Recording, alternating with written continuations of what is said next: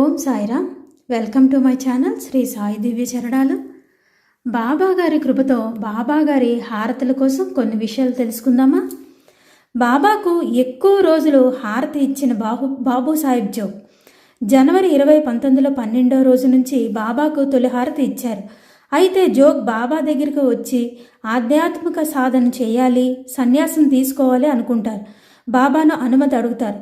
కానీ బాబా అనుమతి ఇవ్వరు. సన్యాసించవలసిన పని లేదు, దానికి ఇంకా సమయం ఉంది అని చెప్తారు. ఎందుకంటే జోగ్ భార్య తనతోనే షిరిడీలో ఉంటుంది. జోగ్ భార్య చనిపోయిన తర్వాత సన్యాసం తీసుకోవడానికి ఒప్పుకుంటారు బాబా. అయితే జోగ్ కన్నా ముందు తాత్యా సాహెబ్ నుల్కర్ బాబాకు తొలి హారతి ఇచ్చినవారు. నుల్కర్ న్యాయమూర్తిగా పనిచేసి తన చివరి శ్వాస వరకు బాబా సేవలోనే గడపాలని షిరిడీలోనే స్థిర నివాసం చేసుకొని షిరిడీలోనే ఉంటారు. 1910లో బాబాకు చావిడిలో హారతులు ప్రారంభం అవుతాయి. దాదాపు 6 నెలల వరకు తాత్యా సాహెబ్ నుల్కర్ హారతి ఇచ్చారు. అయితే మనందరం బాబాకు ఎంతో ప్రేమగా హారతులు ఇస్తున్నాం కదా. చాలామంది సాయి భక్తులు రోజు 4 హారతులు చేసేవారు ఉంటారు. కనీసం ఒక హారతికి రోజు గుడికి వెళ్ళే సాయి భక్తులు ఎంతోమంది ఉన్నారు ఈ రోజుల్లో. అయితే ఆ హారతులు ఎవరు రాశారు అని తెలుసుకుందాం. అయితే నుల్కర్ మరణించిన తర్వాత బాబాకు హారతి ఇచ్చిన రెండో వ్యక్తి మేఘశ్యాముడు. ఒక మకర సంక్రాంతి రోజు గంగాజలంతో అభిషేకం చేసినవాడు. మేఘశ్యాముడు మసీదులో బాబా ప్రసన్నంగా ఉన్నప్పుడు ఒంటి కాలుతోటి ఒక కాలుపైన నిలబడి 20-30 నిమిషాల పాటు ఒక చేత్తో గంట వాయిస్తూ మరొక చేత్తో హారతి పళ్ళం పట్టుకొని మేఘశ్యాముడు బాబాకు హారతి ఇస్తూ ఉంటే ఆ తన్మయత్వాన్ని చూసి బాబా రూపం ఎంతో కాంతితో ఎన్నో రకాలుగా మెరిసిపోయేదట. మనందరం ఎవరైనా అలా చేయగలమా? అది చూసి ఆ రోజుల్లో భక్తులందరూ ఆశ్చర్యపోయేవారట. మేఘశ్యాముడు 1912 జనవరి 19 మరణిస్తే బాబా 2 చేతులు పెట్టి నా మేఘుడు వెళ్ళిపోయాడు అని మామూలు మనిషి వల్లే ఏడ్చారు. ఇది మన సచ్చరిత్రలో చదువుకున్నాం కదా. ఆ తర్వాత 1912 జనవరి 20 నుంచి బాబాకు హారతులు ఇచ్చిన గొప్ప వ్యక్తి బాబు సాహెబ్ జోగ్. అయితే 1912 జనవరి 20 నుంచి 1918 అక్టోబర్ 15 వరకు బాబా శరీరంతో ఉన్న అన్ని రోజులు 6 సంవత్సరాలు జోగ్ హారతులు ఇచ్చారు. ఎంతో అదృష్టవంతులు కదా జోగ్. బాబాగారు హారతులు ఎవరు రాశారు? వారికి రాయాలని ఎలా అనిపించింది? బాబాగారు హారతులు ఎన్ని చెప్పగలరా? మొత్తం 4 హారతి పాటల్లో కలిసి 30 హారతి పాటలు ఉంటాయి. అంటే ఏ హారతి పాట తర్వాత ఏ హారతి పాట ఉండాలి అనేది కూడా బాబాగారి కృపే. అయితే 30 హారతి పాటలు ఎవరు రాశారు? 30 హారతుల్లో కూడా 16 పాటలు మాత్రమే బాబాగారి పైన రాసినవి.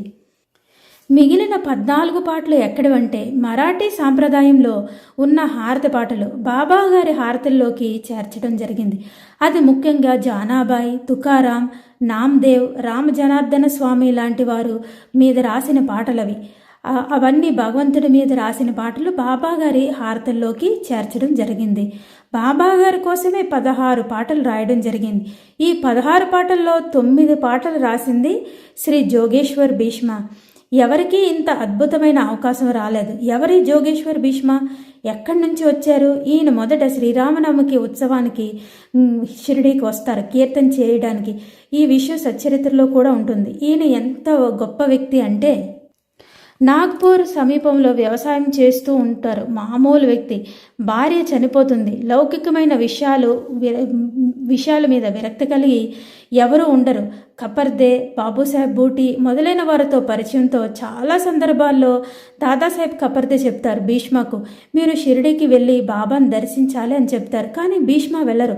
ఒకరోజు భీష్మ కళలో కలిపురుషుల్లాగా ఒక వ్యక్తి నల్లటి దుస్తులు ధరించి వస్తారు. ఇంకొక వ్యక్తి తెల్లని దుస్తులు ధరించి సచ్చిదానంద సచ్చిదానంద అంటూ అరుస్తూ ఉంటారు. అయితే ఒకసారి కపర్దే గారితో కలిసి అమరావతి నుంచి షిరిడీకి వస్తారు భీష్మ. భీష్మను చూస్తూనే సాయిబాబా సచ్చిదానంద సచ్చిదానంద అని చెప్తూ ఉంటారు. అప్పుడు భీష్మకు అర్థమవుతుంది, నాకు కలలో కనిపించి నన్ను రమ్మన్నది బాబాయే అని. ఎంతో సంతోషపడతారు. ఆ సచ్చిదానంద స్వరూపాన్ని చూసి భీష్మ గారి మనసు తేలికపడుతుంది. భీష్మ తన బసకు వెళ్ళి మళ్ళీ మధ్యాహ్నం దర్శనానికి వస్తారు. అప్పుడు బాబా మసీదులో ఉన్నవారు అందరు భక్తుల దగ్గర నుంచి దక్షిణ అడుగుతూ ఉంటారు. భీష్మాని చూసి ఇలా అంటారు బాబా, మిత్రమా, నీ దగ్గర ఉన్న మిఠాయిలు నువ్వే తింటావా? నాకు ఒక 5 లడ్డూలు కావాలి అని అడుగుతారు. కానీ బాబా ఏంటి అడిగారా అని ఆలోచిస్తూ ఉండిపోతారు భీష్మ. బసకు వెళ్ళిన తర్వాత కపర్దే గారితో ఈ విషయం చెప్తారు. బాబా నాకు 5 లడ్డులు ఇమ్మని అడిగారు. ఏం అడిగారో నాకు ఆ సమయంలో నా దగ్గర మిఠాయిలు ఏమీ లేవు. బాబా మరి ఎందుకు అలా, దేని ఉద్దేశంతో అలా అడిగారు అని అడుగుతారు భీష్మ గారు కపర్దేకు. అప్పుడు కపర్దే ఇలా అంటారు, మిత్రమా, బాబా నీలో ఉన్న పాండిత్యాన్ని అడుగుతున్నారు. మీకు చాలా పాండిత్యం ఉంది కదా, మీరు అనేక కీర్తనలు, గీతాలు, పద్యాలను మరాఠీలో రాసినవారు. దీన్ని బట్టి బాబా 5 లడ్డూలు లాంటి పాటలు ఇవ్వమని అంటున్నారు. బాబా మీద హారతి పాటలు రాయండి అని అంటారు. అప్పటికే మాధవ్ అట్కర్ గారు హారతి సాయిబాబా రాసి ఉన్నారు. ఒక్కటే ఆ హారతి సాయిబాబా ఒకటే అప్పటికి బాబా గారి మీద హారతి పాట ఉండేది. అయితే సరే అని కపర్దే భీష్మతో ఇలా అన్నారు కదా అని హారతులు రాయడం మొదలు పెడతారు భీష్మ. 2 పాటలు రాస్తారు. ఆ తర్వాత ఇంకా మిగిలిన రాయడానికి పదాలు కుదరడం లేదు. సరే అని మళ్ళీ మసీదుకి వెళ్ళి బాబా దర్శనం చేసుకొని బాబా ఆశీస్సులు తీసుకొని వద్దామని మసీదుకి వెళ్తారు భీష్మ. భీష్మను చూడగానే బాబా తను పీలుస్తున్న చిలువను ఇచ్చి భీష్మను పీల్చమంటారు. పక్కనే ఉన్న కపర్దే వైపు చూస్తారు భీష్మ. పర్వాలేదులే కానీ అంటే ఆ చిలుం పిలుస్తారు భీష్మ. వెంటనే ఒక తెలియని తన్మయత్వంలోకి, ఆనందంలోకి వెళ్తారు. బసకు వెళ్ళి అప్పుడు మొదలుపెట్టి ఉదయానికల్లా 9 హారతి పాటలు బాబాగారి మీద రాసి బాబాగారి చరణాల చెంత ఉంచుతారు జోగేశ్వర్ భీష్మ. ఏ విధంగా ఎవరిని ఎలా పిలిపించుకుంటారో, ఏ విధంగా పనిని పూర్తి చేయించుకుంటారో అనేది నిజంగా మన భీష్మ గారిని అనుభవమే మనకి నిదర్శనం. బాబా తన పనిని తను ఎలా చేయించుకోవాలో ఆ భక్తుల చేత అంత చక్కగా చేయించుకునేవారు. భీష్మ గారు రాసిన హారతి పాట కాగడ హారతిలోని 2వ పాట. కాగడ హారతి కరితో సాయినాథ దేవా. మరొక హారతి పాట కాగడ హారతిలోనే ఉంటుంది, మధ్యాహ్న హారతిలోని కూడా ఉంటుంది. గేవునియ పంచారతి కరు బాబాంచి ఆరతి కరు సాయించి ఆరతి కరు బాబాంచి ఆరతి. ఎంత చక్కటి అర్థం ఉన్న హారతి పాట అంటే మనందరం పంచహారతిని పట్టుకొని బాబాకు హారతినిద్దాం రండి. రండి సాయి బంధువులారా, ఆ రాముడు మాధవుడు శ్రీ సాయినాథుడే, హారతి చేద్దాం రండి అనే అర్థం మరొక పాటలో ఉంటుంది. నిజంగా హారతులన్నీ మనం అర్థం తెలుసుకొని చదివితే ఎంతో బాగుంటుందండి. బాబా గారి కృప వల్ల నేను హారతి పాటలకు పాడుతూ మీకు అర్థం కూడా పెడతాను షార్ట్స్ వీడియోలో. కాగడ హారతిలో 3వ హారతి పాట ఎంత చక్కగా ఉంటుందంటే బాబా గారి నిద్రలేపే పాట. ఊటా ఊటా శ్రీ సాయినాథ గురు చరణ కమల త్యావా ఆది వ్యాధి భవతాపవారుని తారా జడ జీవా. ఇంకొక పాట. ప్రభాత సమయీన బాసుభ ప్రభా ప్రభా పాకలి స్మరే గురు సదా అసా సమయత్యా చలే నా కలి. ఇంకొక పాట. ప్రేమేయా అష్టకాశి. ఇంకొకటి. శ్రీ సద్గురు బాబా సాయి హో శ్రీ సద్గురు బాబా సాయి తుజవాశ్రునయాశ్రయ నాహి భూతలి. కాగడ హారతిలో 6 పాటలు భీష్మ గారు రాసినవి.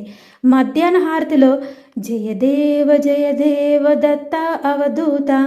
ఆ తర్వాత షేజ్ హారతిలో రాత్రి హారతి పాటలో జై జై సాయినాథ పహుడావే మందిరే హో. ఇంకొకటి. ఆతా స్వామి సుఖేవ నిద్ర కర అవధూత బాబా కర సాయినాథ. ఇవి 9 హారతి పాటలు భీష్మ గారు బాబా గారి మీద రాసినవి. ఇప్పుడు దాస్గన్ మహారాజు గారు ఏ పాటలు రాశారో తెలుసుకుందాం. ఇంకా మిగిలినవి దాస్గన్ మహారాజు గారు 3 పాటలు రాశారు. కాగడ హారతిలోని సాయి రహం నజర్ కర్నా బచ్చోं का पालन करना సాయి రహం నజర్ కర్నా. ఇంకొక పాట.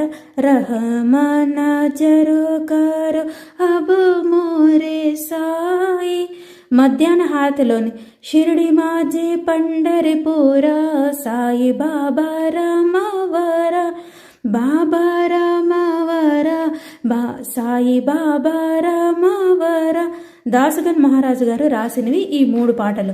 బాబా గారి మీద మొట్టమొదట హారతి పాట మాధవ్ అట్కర్ గారు రాశారు. కానీ బాబాగారి దగ్గరికి నేరుగా వెళ్ళి పాడడానికి భయంతో మాధవ్ అట్కర్ గారు దాసగన్ మహారాజు గారి దగ్గరికి వెళ్ళి పాడుతారు. ఎందుకంటే ఉన్నది ఉన్నట్లు చెప్పే గుణం దాసగన్ మహారాజు గారు. ఆ పాట విని ఎంతో అద్భుతంగా ఉంది, మీరు వెళ్ళి బాబాగారి దగ్గర పాడండి అంటే మాధవ్ అట్కర్ గారు మసీద్కి వెళ్ళి ఆ రాసిన పాటను బాబా పాదాల దగ్గర పెడితే బాబా పాడమని అంటారు. మాధవ్ అట్కర్ గారు పాడి వినిపిస్తే బాబా ఎంతో సంతోషంగా మాధవ్ నీకు ఏం కావాలి అని అడుగుతారు. మాధవ్ అట్కర్ గారు మీకు తెలియదా బాబా అంటే మాధవ్కు 1 సంవత్సరం లోపు నీకు కొడుకు పుడతాడు, వాడికి రామ్ అని పేరు పెట్టు అని చెప్తారు బాబా. అలాగే కొడుకు పుడతాడు, రామచంద్ర అని పేరు పెడతారు బాబా. డబ్బు లేకపోయినా దాసగన్ మహారాజు గారు మాధవ్ అట్కర్ గారి కుమారుని కూడా చదివిస్తారు. ఇంకా మధ్యాహ్న హారతిలో ఉన్న అనంతా తులాతే మోహన్ రాజ్ గారు రాశారు. హారతుల్లో కాస్త ఆలస్యంగా చేరిన హారతి పాట రుసోమమ ప్రియాంబిక. దీనిని రాసిన వారు శ్రీ బాలకృష్ణ విశ్వనాథ్ దేవ్, బివి దేవ్. సచ్చరిత్రలో ఉంది కదా, దేవ్ గారి కోసం బాబా వస్తానని రాలేదు అని అనుకుంటారు, కానీ బాబా వస్తారు గుర్తుపట్టారు అని చెప్తే బాబాను వేడుకుంటారు దేవ్ క్షమించమని. అప్పుడు రాశారు దేవ్ ఆ హారతి పాట. ఆ తర్వాత ఉపాసన మహారాజు గారు రాసిన పాట సదా నింబ వృక్షస్య. ఈ విధంగా బాబాగారి హారతులు ఎవరెవరు ఏవేవి రాశారో తెలుసుకున్నాం కదా. బాబాగారి కృపతో మరిన్ని విషయాలు తెలుసుకుందాం. సమర్థ సద్గురు శ్రీ సాయినాథ్ మహారాజ్కి జై. ఓం సాయిరామ్.